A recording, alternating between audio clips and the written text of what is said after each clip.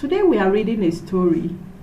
Joseph's mother's name is Mrs. Alice Emmanuel. She is the only wife of his father, Mr. Emmanuel.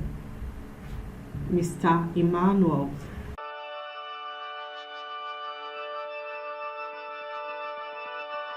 She comes from a family of 2 girls and 5 boys.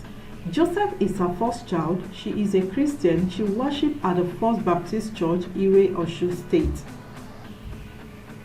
She is also a teacher. She's a beautiful woman. She's a bit fair and dark in complexion. She has no facial marks. She smiles easily and this makes people like her. She is very kind. She gives to those in need with joy. She always tells people to give freely. Joseph's mother believed that the more she gives, the more she receives, and this is always so. She likes children who behave well. She dislikes those who tell lies. She is firm but very kind to children. She corrects children gently. She teaches them to respect and fear God. She likes feeding people who are hungry. Her neighbors come to her when they are in need. She is a loving mother.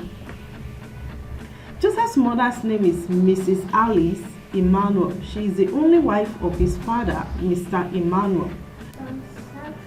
She comes from a family of 2 girls and 5 boys.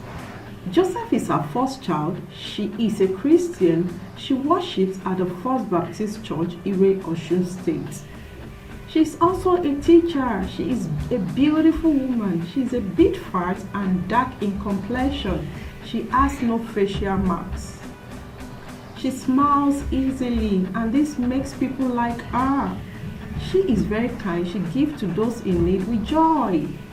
She always tells people to give freely. Joseph's mother believed that the more she gives, the more she receives. This is always so.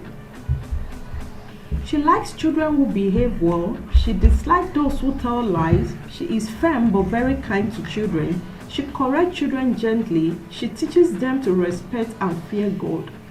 She likes feeding people who are hungry.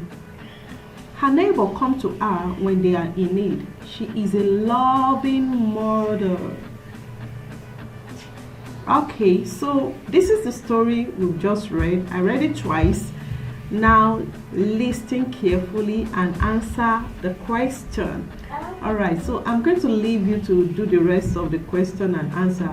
This story is very good for children when you're trying to interact with them. Okay, just read a story for them and ask them a question about the story you've read, and also point out some words that are used in the story and analyze it for them. Explain the words for them. Some word like worship. Okay, just explain it for them, and that's it. Alright guys, so I'm going to leave you to watch the rest of the video. See you soon on my next video. Bye.